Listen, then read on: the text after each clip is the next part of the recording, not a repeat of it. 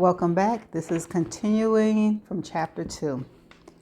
Pizza Fitz Amobi, July 31st, 2019. Capstone Project Log Entry Number 2. What happened next in Andy Bell case is hard to piece together from the newspaper reports, so I have to fill in the gaps with guesswork and rumors until the pictures become clearer. Hopefully, interviews with Ravi and Naomi, who was one of Sal's best friends, will help. According to what Angela said, the police would have asked for details about Andy's friends early on, presumably after taking statements from the Bell family. After some serious social media stalking, it looks like Andy's best friends were two girls named Chloe Birch and Emma Hutton. Emma Hutton, Sal Singh, and 97 others. Emma Hutton, oh my God, Andy, stop being so gorge. Chloe, I wish I didn't have to be in pics with you. Give me your face. Andy Bell, no. Emma, Andy, let's take a nice one at the next calamity. Need new proof pic. That was a text message thread. This post was from almost 2 weeks before Andy disappeared. It looks like neither Chloe nor Emma lives in Fairview anymore, but I'll message them to see if they'll do a phone interview. Chloe and Emma did a lot on the first weekend, April the 19th and 20th, to help spread the Connecticut State Police Twitter campaign. #FindAndy. I don't think it's too big of a leap to assume that the police contacted Chloe and Emma either on the Friday night Andy went missing or the next morning. What they said to the police, I don't know. Hopefully, I can find out. We do know that police spoke to Andy's boyfriend at the time. His name was Sal Singh, and he was attending his senior year at Fairview High along with Andy. At some point on Saturday, April 19th, the police contacted him. Detective Richard Hawkins confirmed that officer had questioned Sally Singh as to his whereabouts the previous night, particularly the period of time during which it is believed Andy went missing. Friday night, Sal had been hanging out at his friend Max Hastings' house. He was with his four best friends, Naomi Ward, Jake Lawrence, Millie Simpson, and Max. Again, I need to check this with Naomi next week, but I think Sal told the police that he left Max's around 12:15 a.m. He walked home and his father, Mohan Singh, confirmed that Sal returned home at approximately 12:50 a.m. Note, the distance between Max's house, Cortland, and Sal's, Grove Place, takes about 30 minutes to walk. The police confirmed Sal's alibi with his four friends over that weekend. Missing posters went up. House-to-house inquiry started on the Sunday. On the Monday, 100 volunteers helped the police carry out searches in the local woodland. I've seen the news footage, a whole ant line of people in the trees calling her name. Later in the day, forensics teams were spotted going into the Bell residence. And on the Tuesday, everything changed. I think chronologically is the best way to consider the events of that day and those that follow, even though we, as a town, learned the details out of order and jumbled. Mid-morning, Naomi Ward, Max Hastings, Jake Lawrence, and Millie Simpson contacted the police from school and confessed to providing false information.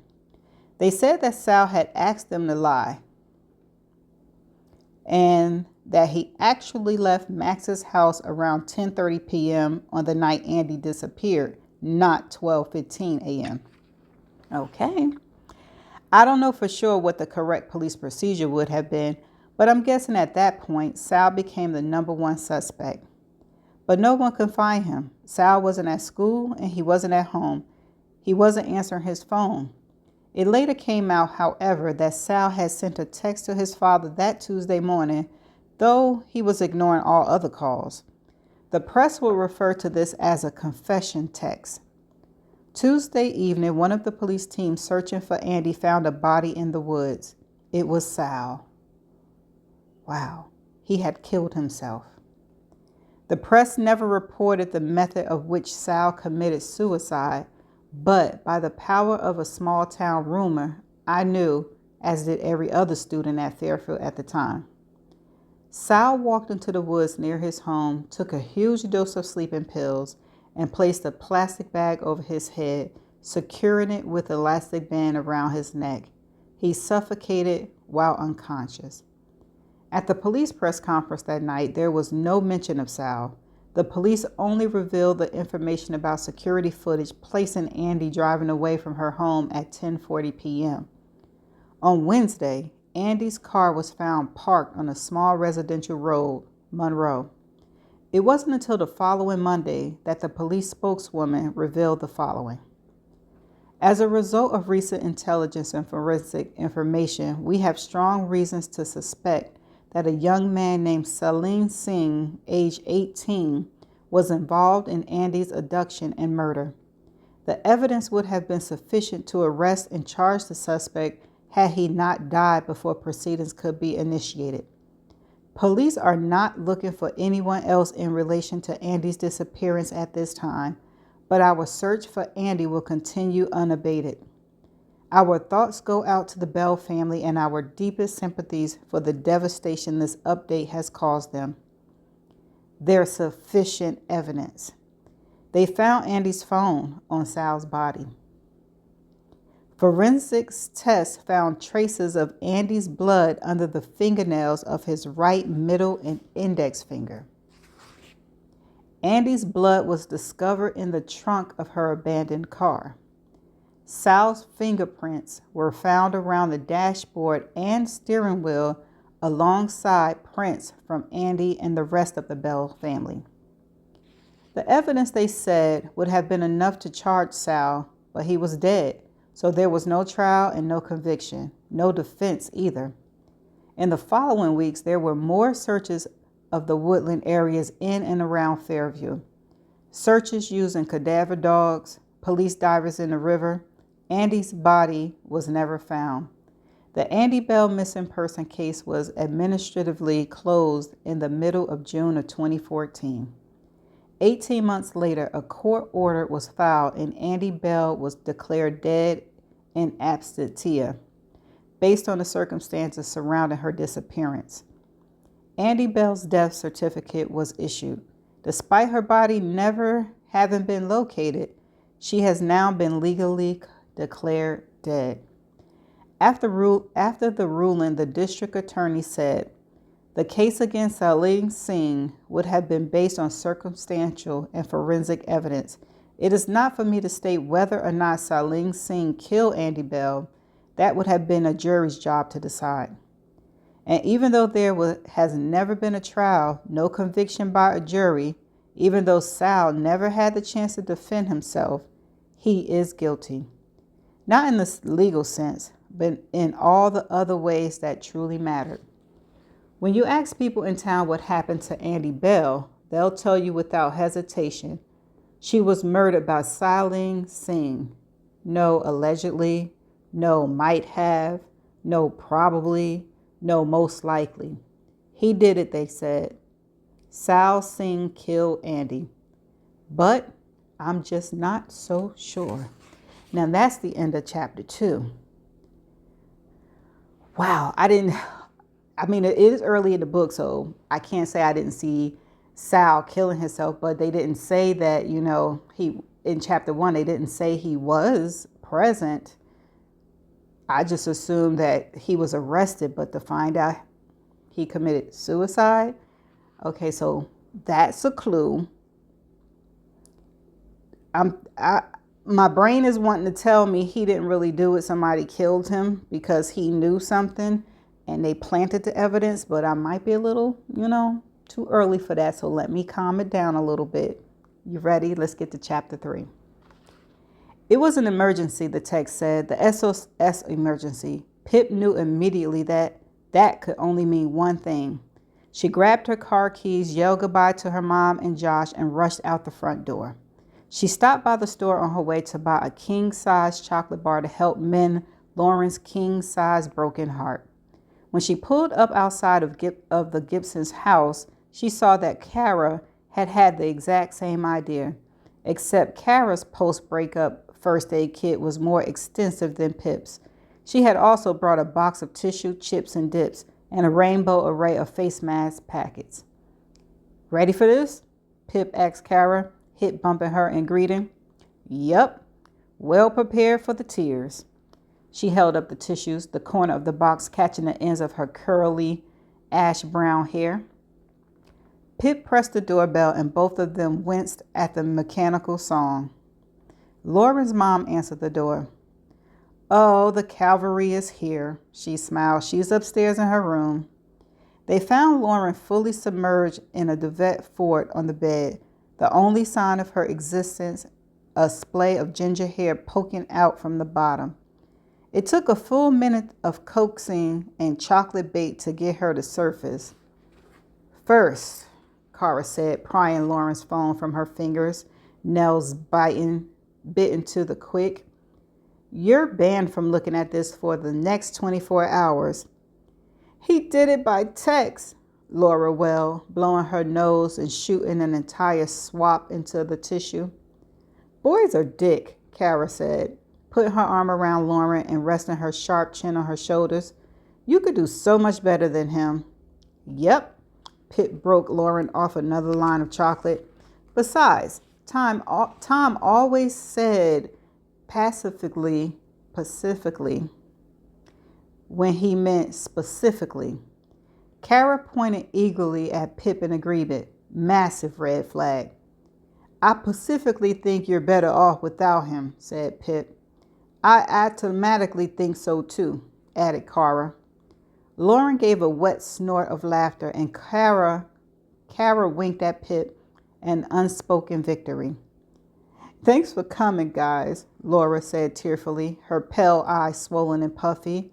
I didn't know if you would. I've probably neglected you for half a year to hang out with Tom, and now I'll be third wheeling two best friends. That's crap, Kara said. We're all best friends. Yeah, Pip nodded. Us and those three mediocre boys we allow to bask in our delightful company. Kara and Laura laughed. The boys, Aunt, Zach, and Connor, were all currently away during the summer break. But of her friends, Pip had known Kara the longest, and yes, they were the closest. An unsaid thing. They'd been inseparable ever since 6 years old Kara had hugged a tiny, friendless Pip and asked, Do you like bunnies too? They were each other's crutch to lean on when life got too much to carry alone. Pip, though only 10 at the time, had helped Kara through her mom's diagnosis and death, and Pip had been her constant 2 years ago when Kara came out, ready with a steady smile and phone calls into the early hours. Kara's wasn't the face of a best friend, it was the face of a sister. By extension, Kara's family was Pip's second. Mr. Ward, in addition to being her history teacher, was her territorially father figure, behind her stepdad and the ghost of her first father. Pip was at the Ward's house so often she had her own mug with her name on it and a pair of slippers to match Kara's and her older sister Naomi's. Okay, Kara lunged for the TV remote. Rom-coms or films where boys get violently murdered? It took roughly 1.5 terrible films from the Netflix backlog for Lauren to wade through denial and extend a cautionary toe towards acceptance. I should get a haircut, she said. That's what you're supposed to do. I've always said you look good with short hair, said Kara. And do you think I should get my nose pierced? Oh, yeah, Kara nodded. I don't see the logic in putting a nose hole in your nose hole, said Pip. Another Pip quote for the books. I'm laughing because it makes sense because I got a nose ring. Okay, Kara feigned writing it down in midair. What was the one that got me the other day? The sausage one? Pip signed. Oh, yeah, Kara snorted. So, Laura, I was asking Pip which pajamas she wanted to wear, and she just casually says, it's sausage to me, and I didn't realize why that was a weird response. It's not weird, said Pip. My grandparents from my first dad are German. It's sausage to me is a German saying, just means I don't care. Or you've got a sausage fixation, Laura laughed. Says the daughter of a porn star, Pip quipped. Oh my God, how many times? He only did one nude photo in the 80s. That's it. So, on to boys from this decade, Kara said, prodding Pip on the shoulder. Did you go see Ravi Singh yet? Questionable. Okay. Siegel? But yes, I'm going back to interview him tomorrow. I can't believe you already started your capstone project, Lauren said with a dying swan dive back onto the bed. I want to change mine already. Famines are depressing. I imagine you want to interview Naomi sometime soon. Kara looked pointedly at Pip. Yeah, can you warn her I might be stopping by next week? Sure, Kara said, then hesitated.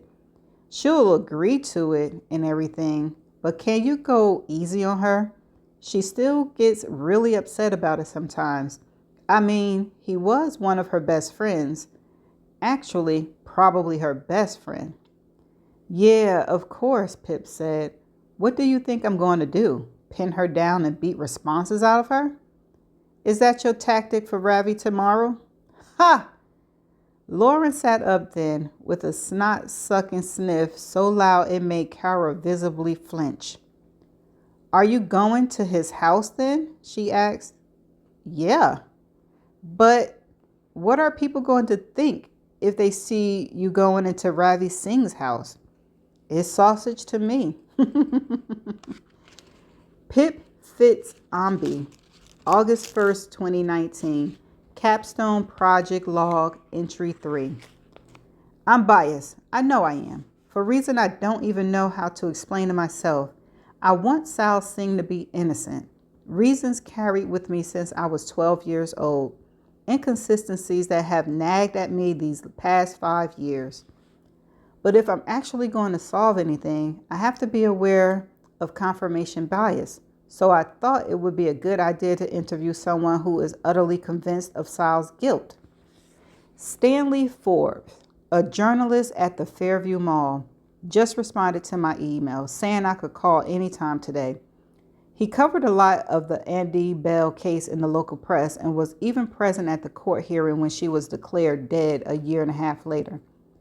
To be honest, I think he's a poor journalist, and I'm pretty sure the Singhs could sue him for defamation and libel after a dozen times over. I'll type up the transcript here right after. Transcript of interview with Stanley Forbes from the Fairview Mall newspaper. Pip.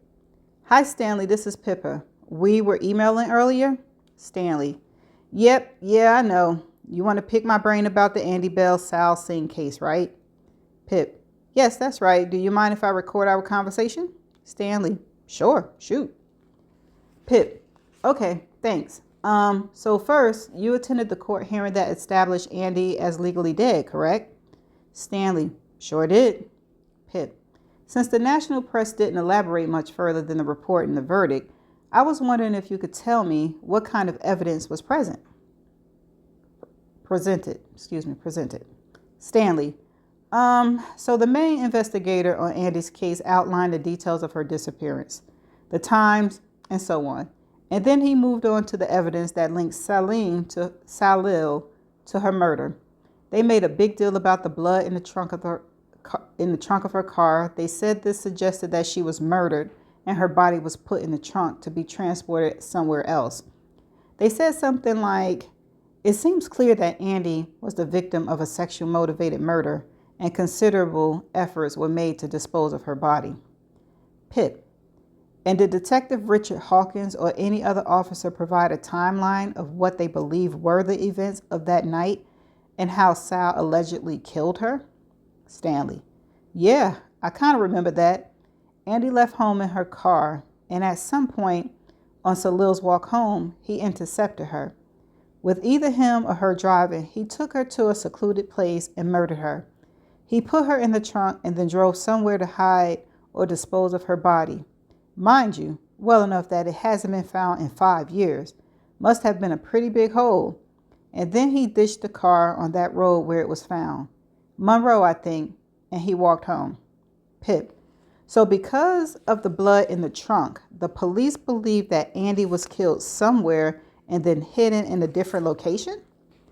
Stanley. Yep. Pip. Okay.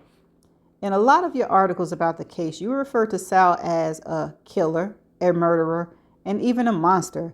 You are aware that without a conviction, you are supposed to use words allegedly when reporting crime stories. Stanley. Not sure I need a child to tell me how to do my job. Anyway, it's obvious that he did it, and everyone knows it. He killed her, and the guilt drove him to suicide. Pip. And why are you so convinced Sal's guilty? Stanley. Almost too many things to list. Evidence aside, he was the boyfriend, right? And always the boyfriend or the ex-boyfriend. Not only that, Salil was Indian. Pip. Well, he was actually born and raised in the United States, though it is notable you refer to him as Indian in all your articles. Stanley. Well, same thing. He was of Indian heritage. Pip. And why is that relevant? Stanley. I'm not like an expert or anything, but they have different ways of life from us, don't they? They don't treat women quite like we do. So I'm guessing maybe Andy decided she didn't want to be with him or something, and he killed her in a rage because in his eyes, she belonged to him. Pip. Wow. Honestly, Stanley, I'm pretty surprised you still have a job. Stanley. That's because everyone knows what I'm saying is true. Pip. I don't agree. And I think it's irresponsible to publicly, I have word problems, call someone a murderer without using allegedly when there's been no conviction. Or even worse, calling Sal a monster. It's interesting to compare your reporting about Sal to your recent article on the Stratford Strangler. He murdered 5 people and pleaded guilty, yet in your headline you refer to him as lovesick young man. Is that because he's white? Stanley. That's got nothing to do with Salil case. I just call it how it is. You need to relax. He's dead. Why does it matter if people call him a murderer? It can't hurt him. Pip. Because his family isn't dead. Stanley. Look, this is a waste of my time. You really think he's innocent against the expertise of senior officers? Pip. I just think there are certain gaps in the case against Sal, that's all. Stanley. Yeah, maybe if the kid hadn't offed himself before getting arrested, we would have been able to fill in the gaps. Pip. That was insensitive. Stanley. Well, it was insensitive of him to kill his girlfriend. Pip. Allegedly. Stanley. You want more proof that that kid was a killer, fangirl. We weren't allowed to print it, but my source in the police said they found a death threat note in Andy's school locker. He threatened her and he did it. Do you really still think he's innocent? Maybe he is. And you're a racist, intolerant hack. Who? Stanley hangs up the phone. Yeah, so I don't think Stanley and I are going to be best friends. But he's provided 2 pieces of information I didn't have before. First, police believe Andy was killed somewhere before being put in the trunk of her car and driven to a second location to be disposed of. Second, this death threat. I haven't seen a death threat mentioned in any articles or police statements. Maybe the police didn't think it was relevant. Or maybe they could prove it was linked to Sal. Or maybe Stanley made it up. In any case, it's worth remembering when I interview Andy's friends later on. So now that I, sort of, know what the police version of events are for that night and what the prosecution case might have looked like, it's time for a murder map. I had to make a couple of assumptions when creating it. The first is that there are several ways to walk from Max's to Sal's. I picked the one that heads back through Main Street because Google said it was the quickest, and I'm presuming most people prefer to walk on well-lit streets at night. It also provides a good intercept point somewhere along Weeville Road, where Andy possibly pulled over and Sal got in the car. There are some quite quiet residential roads and a farm on Weeville Road. These secluded places circled could potentially be the site of the murder, according to the police version of events. I didn't bother guessing where Andy's body was disposed because, like the rest of the world, I have no clue where that is. But given that it takes about 18 minutes to walk from where the car was dumped to Monroe back to Sal's house on Grove Place, I have to presume he'd have been back in the vicinity of Weeville Road around 12:20 a.m. If the Andy and Sal intercept happened around 10:45 p.m., this would have given Sal 1 hour and 35 minutes to murder her and hide her body. I mean, time-wise, that seems perfectly reasonable to me. It's possible. But here I've spotted one of those inconsistencies. Andy and Sal both leave where they are around 10:30 p.m., so they must have planned to meet up, right? It seems too coincidental for them not to have communicated about meeting. The thing is, the police have never once mentioned a phone call or any text between Andy and Sal that would equate to a meetup arrangement. And if they planned this together at school, for example, where there would be no record of the conversation, why didn't they just agree that Andy would pick Sal up from Max's house? It seems weird to me. That's the end of chapter 3. Now, see, I had those same questions in my head because they never said where Andy was leaving from, but they did say where Sal was meeting from. And they didn't say whether I was wondering if they communicated, because from this chapter, it seemed like they had to, if they did meet up, they had to communicate that, but it was not mentioned anywhere. So yeah, this asks very good questions about that. And then something else popped in my head about, what if she's not dead? What if she know that it takes a year and a half, close to 2 years, to be declared dead legally? But then it will go back to the blood that's in the trunk and on his fingernails and stuff like that. Could that have been planted on him? I don't know. They didn't go into detail. But I'm going to show you this map that she drew. Hopefully you can see it. This is the map that's in the book. I'm going to just hold it up for a little bit, and hopefully you can see it. Okay, so there were 2 words that I don't know if I pronounced right or if I pronounced them at all, but I will have a definition video, so stay tuned for the definition video. Be right back. And welcome back to the definition portion. The first word is spelled Tertiary, and this is how it is pronounced. Tertiary. Tertiary. Tertiary. Tertiary. Okay, by extension, Kara's family was Pip's second. Mr. Word, in addition to being her history teacher, was her Tertiary father figure behind her stepfather and the ghost of her first father. Okay, so it is an adjective. It says third in order or level. So it makes sense. Okay, the next word is spelled Segue. And this is how it is pronounced. Segue. Segue. What? Is that how? What? Segue. Okay. Questionable. Segue. But yes, I'm going back to interview him tomorrow. It's a verb. In music and film, move without interruption from one piece of music or scene to another. The noun is an uninterrupted transition from one piece of music or film scene to another. Okay, Okay, it makes sense. Okay, let me think. There was one more word. I'm just going to put it up here. I don't know if I pronounced it right, but I'm going to put it up here. It is spelled Famines. And do it have a pronunciation? I don't see a pronunciation of it.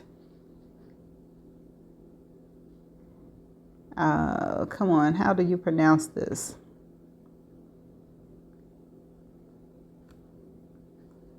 Okay, here we go. Famine. Huh? Famine. Famine? Again, it's spelled Famines. One more time. Famine. Okay, so it says, I can't believe you've already started your capstone project, Lauren said with a dying swan dive back onto the bed. I want to change mine already. Famine. Are depressing. So it's a noun. It's just extremely scarcity of food. Is it famine? Anyway. All right, so that's the end of the definition video. I shall see you in the next chapter. Bye for now.